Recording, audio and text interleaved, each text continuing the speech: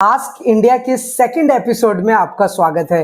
तो बेसिकली क्या है दोस्तों कि यहाँ पर आप अपने सवाल पूछते हैं और हम उनका जवाब आपको देते हैं। तो चलिए हम जल्दी से फटाफट से इस क्वेश्चन आंसर एपिसोड को स्टार्ट करते हैं। और हाँ दोस्तों, अगर आपके मन में भी कोई सवाल है अपने स्पर्स पेंशन पोर्टल से रिलेटेड, डिफेंस सर्विस से related, ECHS, banking, finance, anything, आप हमसे जरूर पूछें। हमारी कोशिश रहेगी कि हम आपको उसका जवाब दें और आपके नेम के साथ हम यहाँ पे डिस्प्ले करिए। और दोस्तों यहाँ पर मैं आपको बता दूं कि हमारी कोशिश रहती है कि हर रोज शाम को 8 बजे हम आपको ये क्वेश्चन आंसर का एपिसोड अपलोड करेंगे। इसलिए अब आपके लिए बहुत ही ज्यादा आसानी होने वाली है कि अगर आपके मन में कोई सवाल है तो आप हमसे जरूर पूछें, हम उसका सॉल्यूशन जरूर प्रोवाइड कराएंगे।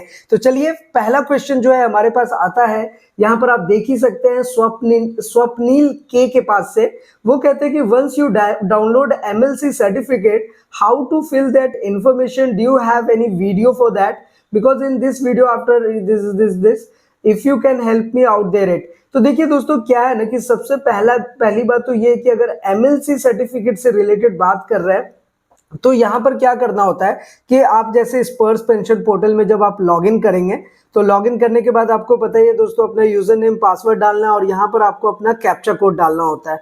तो जब आप कैप्चा कोड यहाँ पर फिल कर लेते हैं उसके बाद दोस्तों आपको लॉगिन बटन पे क्लिक कर देना है। अब यहाँ पर क्या है दोस्तों कि ये देखिए लाइव सर्टिफिकेट के ऑप्शन पे जब आप क्लिक करेंगे यहाँ पर आपको परफॉर्म लाइव सर्टिफिकेट पे जाना होगा और यहीं पर देखिए आपको ऑप्शन मिल जाता है मैनुअल लाइव सर्टिफिकेट का। तो बेसिकली उन्होंने MLC की बात करी है, तो मैनुअल लाइव सर्टिफिकेट के लिए आपको क्या करना है कि जस्ट इनिशिएट रिक्वेस्ट पे इस तरीके से आपको क्लिक करना है और उसके बाद देखिए MLC का जो सर्टिफिकेट है वो आपके पास डाउनलोड हो जाता है। तो चलिए एक बार मैं आपको डिटेल में भी बता देता हूँ। तो यहाँ पर क्या है दोस्तों कि जो MLC सर्टिफिकेट को आप डाउनलोड करते हैं वही MLC सर्टिफिकेट आपको फिलअप करके बस यहाँ पर अपलोड MLC पे आपको यहाँ पर टिक मार्क करना होगा और उसके बाद आपको यहाँ पे साइनिंग अथॉरिटी डिटेल्स देना होगा, यानी कि MLC का certificate number, name of the signing authority, designation of the signing authority, date of signing, ये सारा कुछ आपको फिलअप करने के बाद कॉन्टेक्ट नंबर देने के बाद जो MLC का सर्टिफिकेट था उसी को आपको अपलोड कर देना है। अपलोड करने के बाद सबमिट करना है, नेक्स्ट बटन पे क्लिक करेंगे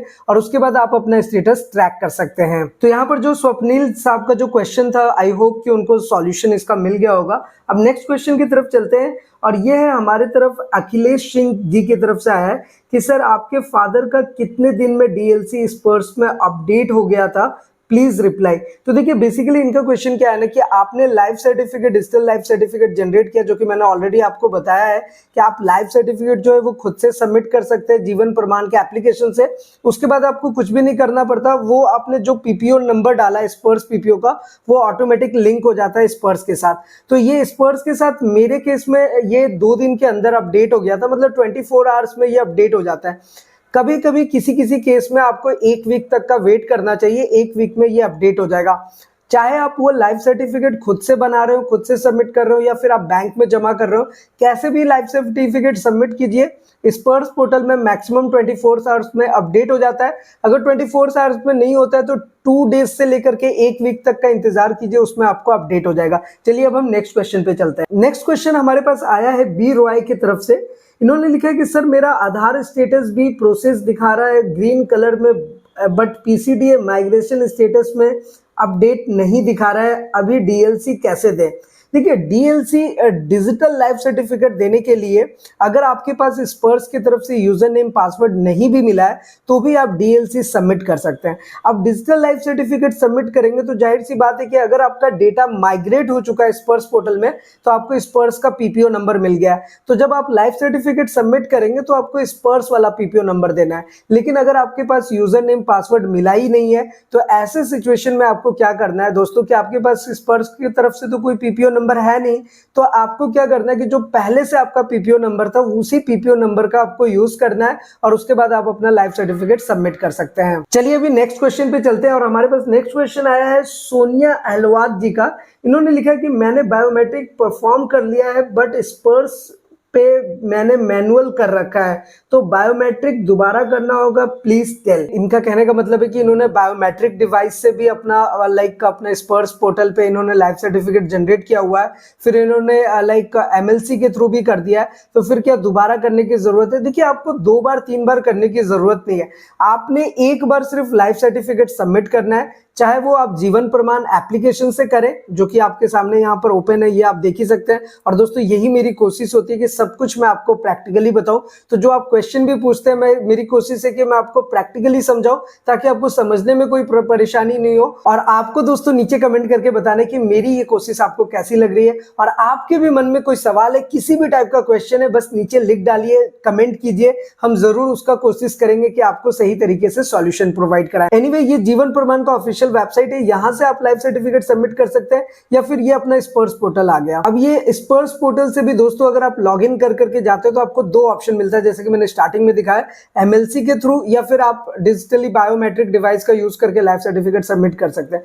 जो मेन इंपॉर्टेंट चीज ये है कि आपने एक बार लाइफ सर्टिफिकेट सबमिट किया, स्पर्श पोर्टल में आप लॉगिन किए, और वहां पर आप देख रहे हैं कि नेक्स्ट आइडेंटिफिकेशन ड्यू जो है वो 2023 यानी कि 2023 का आ रहा है। इट मींस आपको दोबारा लाइफ सर्टिफिकेट सबमिट करने की जरूरत नहीं है। लेकिन दोस्तों अगर आपका स्पर्श की तरफ से मान लो कि आपको पीपीओ नंबर नहीं मिला है, आपने पहले ही लाइफ सर्टिफिकेट सबमिट कर दिया अपने पुराने वाले पीपीओ नंबर से, लेकिन उसके बाद आपको स्पर्श की तरफ से यूजर नेम पासवर्ड मिल गया, आपको स्पर्श का पीपीओ नंबर मिल गया, तो ऐसे सिचुएशन में क्या करना होगा कि आपको दोबारा से लाइफ सर्टिफिकेट सबमिट करना चाहिए, और उसका स्टेटस आप स्पर्श पोर्टल में आकर के चेक कर सकते हैं। अगर यहाँ पे नेक्स्ट आइडेंटिफिकेशन 2023 का दिखा रहा है, सब कुछ सही है, आपको दोबारा से फिल करने की जरूरत नहीं पड़ेगी। चलिए अब नेक्स्ट क्वेश्चन पे चलते हैं। नेक्स्ट क्वेश्चन हमारे पास आया है आरपीएस चौहान जी की तरफ से कि सर मेरा पीवीडी सबमिट नहीं हो रहा है, 2014 का पेंशनर हूं, रिप्लाई देना सर। तो देखिए पीडीवी अगर आपका सबमिट नहीं हो रहा है, जब बेसिकली क्या है कि पेंशनर डेटा वेरिफिकेशन है पीडीवी, तो आपको टेंशन लेने की जरूरत नहीं है दोस्तों, क्योंकि क्या है कि आपको लॉगिन करना है। आप मेक श्योर रहे कि आपने अपना आधार कंसेंट प्रॉपर वे में अपडेट किया हुआ है। दूसरी चीज, आपका पैन कार्ड अपडेटेड होनी चाहिए। थर्ड, आपका जो लाइफ सर्टिफिकेट है वो सबमिटेड होना चाहिए। उसके बाद पीडीवी अगर आपसे अपडेट नहीं हो पा रहा है, तो अगर आप देखिए लॉगिन करेंगे तो वहां पर आपको पीडीवी का ऑप्शन नहीं मिलेगा, लेकिन अगर आप सर्विसेज वाले ऑप्शन पे जाएंगे तो देखिए यहाँ पर पेंशनर डेटा वेरिफिकेशन का ऑप्शन आपको मिल जाएगा। तो यहाँ से आप पीडीवी क्लेम कर सकते हैं। जैसे कि आप देख सकते हैं, ये देखिए पीडीवी का ऑप्शन आ रहा है, पेंशनर डेटा वेरिफिकेशन। लेकिन क्या है ना दोस्तों कि जब आप लॉगिन करेंगे तो आपको लॉगिन के अंदर बताता है कि यू आर प्री 2016 पेंशनर, मतलब कि 2016 से पहले वाले जो आप पेंशनर है। तो वहां पर स्पर्श पोर्टल की तरफ अभी लोड काफी ज्यादा हेवी है, तो उन्होंने पीडीवी का ऑप्शन अभी हाइड किया हुआ है। तो इसलिए दोस्तों अगर आपने पीडीवी अपडेट नहीं किया, कोई टेंशन नहीं लेना है, बस आप अपना आधार, पैन और अपना लाइफ सर्टिफिकेट अपडेटेड रहना चाहिए। चलिए अब नेक्स्ट क्वेश्चन पे चलते हैं। नेक्स्ट क्वेश्चन हमारे पास सूरज कुमार सर का है कि भाई सर्विसेज पेंडिंग बता रहा है, 60 डेज से करेक्शन नहीं कर पा रहे हैं, कोई सॉल्यूशन बताएं। तो बेसिकली क्या है ना दोस्तों कि अगर आपका इस टाइप का प्रॉब्लम आ रहा है कि आपने कोई कंप्लेन लॉन्च किया और उसका 60 दिन से भी ऊपर हो गया और आपको उसका कोई रिजल्ट नहीं मिला उसका, तो इस ऐसे सिचुएशन में आपको क्या करना है, सबसे पहले तो आपको अपना स्टेटस चेक करना है। अब स्टेटस चेक करने के लिए क्या है कि आप लॉगिन करेंगे, ट्रैक स्टेटस पे जाएंगे तो ट्रैक कर सकते हैं। ज्यादातर जितने भी कंप्लेन लॉज होते हैं वो होते हैं पीसीडीए के ऑफिशियल वेबसाइट से। ये आप देख सकते हैं pcda.pension.nic.in, ये पीसीडीए का ऑफिशियल वेबसाइट है, यहाँ से आपका कंप्लेन लॉज होता है। और ये देखिए लॉज कंप्लेन करने का लिंक भी आप यहाँ पर देख सकते हैं, ये लिंक है, और यहाँ से आपको अपना पीपीओ नंबर के थ्रू आप अपना कंप्लेन लॉज कर सकते हैं, चाहे आपके नेम करेक्शन से रिलेटेड हो, date of birth, spouse detail, सारी चीजें आप यहाँ पर परफॉर्म कर सकते हैं। अब इंपॉर्टेंट बात यह है दोस्तों कि आप जब कंप्लेन लॉस कर रहे हैं तो आपको एक स्टेटस ट्रैक करने के लिए मिल जाता है, यानी कि एक नंबर मिल जाएगा और वहां से आप स्टेटस को ट्रैक कर सकते हैं। लेकिन अगर स्टेटस आपका मोर देन 60 डेज से पेंडिंग ही बता रहा है और ऐसे सिचुएशन में आपको इमरजेंसी, आपको नेम करेक्ट कराना जरूरी है, या फिर कुछ भी इस टाइप का प्रॉब्लम आ रहा है जैसे कि सूरज सर का आ रहा है, तो ऐसे सिचुएशन में दोस्तों आप डायरेक्टली अपने रेजिडेंट से जाकर के या फिर ऑफलाइन जाकर के आप एप्लीकेशन दे करके अपना करेक्शन करा सकते हैं। वैसे दोस्तों यहाँ पर मैं आपको एक इंपॉर्टेंट चीज बता देता हूं कि जैसे मान लीजिए आपके नेम में कुछ करेक्शन कराना है, तो जो पीपीओ में नंबर नेम है और जो आधार कार्ड में, दोनों में अलग अलग आ रहा है, तो मैं आपको रिकमेंड यही करूंगा कि आप आधार कार्ड में चेंज करा ले, वो आसानी से चेंज हो जाएगा। पीपीओ में चेंज कराने जाइएगा, इट विल टेक टाइम, उसका प्रोसेस काफी ज्यादा कॉम्प्लिकेटेड कॉम्प्लिकेटेड है in case like Aadhaar card में अपडेट कराना। बाकी तो मैं आपको हमेशा बताता ही हूँ कि चाहे वो मोबाइल नंबर हो, नेम हो, एड्रेस हो, आपको हमेशा सारे डॉक्यूमेंट्स में सेम रखना है। चलिए नेक्स्ट क्वेश्चन पे चलते हैं। नेक्स्ट हमारे पास क्वेश्चन नहीं, ये चंद्रशेखर बीके साहब ने बोला है, sir excellent explanation, thank you so much sir. और आप इसी तरीके से अप्रिशिएट करते रहिए सर, और मेरी कोशिश रहेगी कि मैं आपको best of best solution provide कराऊं। नेक्स्ट हमारे पास क्वेश्चन आया है वेंकट शर्मा RE से। इन्होंने बोला कि sir as per my PPO my name is RE Venkata Ramana. In PPO they typed as it is, but in the typed name lastly A is not much visible until and unless it is keenly। देखिए basically क्या है कि इस case में आपको सबसे पहले तो अपना कंप्लेन चेक करना है, स्टेटस चेक करना है कि आपने जो नेम अपडेट करने के लिए दिया है वो अपडेटेड हो चुका है या नहीं हुआ है। अगर आपका वो, बहुत बार क्या हो रहा है ना कि यहाँ पे ये रियलिटी है कि आप स्पर्श पेंशन पोर्टल पे जब आपका डेटा माइग्रेट हो रहा है तो आपका PPO पे नेम एंड नंबर सब कुछ सही है, लेकिन उन्होंने डेटा माइग्रेट किया तो वहां पे आपके नेम में कुछ चेंजेस आ जा रहा है। अब ये इसलिए ऐसा हो रहा है क्योंकि जब डेटा माइग्रेट हो रहा है तो जो नेम वहां पे टाइप हो रहा है, तो मे भी ऐसा सिचुएशन हो सकता है कि आप अपनी जगह पे सही है लेकिन स्पर्श पोर्टल वालों ने डेटा माइग्रेट किया और उन्होंने ही स्पेलिंग में कुछ मिस्टेक कर दिया। तो वैसे सिचुएशन में क्या है दोस्तों कि वो स्पर्श की तरफ से प्रॉब्लम हुई है, तो जब आप कंप्लेन लॉस करेंगे तो वो ऑटोमेटिकली सही हो जाएगा। क्योंकि यहाँ पर देखिए, यहाँ पर आप ध्यान दे सकते हैं, यहाँ पर देखिए कंप्लेन लॉस करने के टाइम पे आपके सामने यहाँ पर ऑप्शन आता है अपलोड ए फाइल, यानी कि आप अपना ओरिजिनल PPO नंबर अपलोड करेंगे यहाँ पर जिसमें नेम सही है, और यहाँ पर उन्होंने डेटा माइग्रेट किया है, उन्होंने नेम गलत डाल दिया, तो आप अपना सारा डिटेल्स फिलअप करेंगे तो वो नेम सही कर देंगे। तो आपको पहले अपना स्टेटस ट्रैक कर लेना और कंप्लेन लॉस करना है। फिर भी बात ना बने तो फिर जाहिर सी बात है आपको अपने रेजिमेंट में जाना पड़ेगा, ऑफलाइन इसको सही कराना होगा। और जैसा कि इसके जस्ट पहले मैंने आपको बताया कि अगर आधार और PPO में कुछ डिफरेंस आ रहा है तो आप आधार को सही से करा लें। चलिए अब नेक्स्ट क्वेश्चन पे चलते हैं। नेक्स्ट क्वेश्चन हमारे पास आया है कुलदीप सिन्हा जी के पास से। इन्होंने लिखा है कि my husband has recently expired, I want to apply for my family pension, my name is Promila Singh, but if I apply for family pension in PPO Promila and pension joint account is Promila Singh, what should I do. वैसे इनके और भी बहुत सारे question है कि pension joint account में प्रोमिला सिंह, मेरा आधार कार्ड भी प्रोमिला सिंह है और ऑल डॉक्यूमेंट्स में मेरा हस्बैंड नेम है, और रिटायरमेंट हुआ था 1986 में। देखिए कुलदीप सिन्हा जी, मैं आपको ये बता रहा हूँ कि सबसे पहला काम आपका ये होना चाहिए कि आप अपना लाइफ सर्टिफिकेट सबमिट कीजिए। तो सबसे पहले तो आप अपना लाइफ सर्टिफिकेट सबमिट कीजिए प्रॉपर वे में, और ऑलरेडी इसके बारे में मैंने आपको बताया कि लाइफ सर्टिफिकेट या तो आप खुद से सबमिट कर सकते हैं, बैंक में जाकर के जमा कर सकते हैं, या फिर MLC के थ्रू, किसी भी तरीके से आप सबमिट कर रहे हैं। सबसे पहला काम आप अपना लाइफ सर्टिफिकेट सबमिट कर दीजिए। अब स्पर्श की तरफ से अगर आपका डेटा माइग्रेट हो चुका है तो आप लॉगिन करेंगे। लॉगिन करने के बाद आपको अपना लाइफ सर्टिफिकेट भी ट्रैक कर लेना 24 घंटे बाद या 1 वीक के अंदर कि वो सही से सबमिट हो चुका है, क्योंकि वो अगर सही से सबमिटेड है तो इट मींस कि आपका पेंशन जो है वो कंटिन्यू रहेगा। अब रही बात फैमिली पेंशन अप्लाई करने के लिए, इन्होंने ये बताया कि ये फैमिली पेंशन के लिए जब अप्लाई कर रहे हैं तो PPO में इनके कुछ नेम चेंजेस का कुछ ऑप्शन आ रहा है। तो देखिए मैं यही आपको बताया था कि अगर आपके नेम में प्रॉब्लम है, नेम कहने का मतलब क्या है, देखिए सबसे पहले तो आप यहाँ पर देख लीजिए कि जब आप स्पर्श पेंशन पोर्टल में जाते हैं और अगर कुछ इस तरह की चीजें होती हैं और आपको दोबारा से फैमिली पेंशन के लिए अप्लाई करना है, तो यहाँ पे देखिए डेथ के लिए आपको यहाँ पर जाना होगा और इस तरीके से आप अप्लाई कर सकते हैं। इसके बारे में भी हमने एक सेपरेट वीडियो बनाया हुआ है, उसे भी आप चेक कर सकते हैं। यहाँ पर आप देखिए पेंशनर का सारा डिटेल्स आपको फिल करना होता है। ये फॉर्म फिल करने के बाद आपको वैलिडेट एंड प्रोसीड पे क्लिक करना होगा।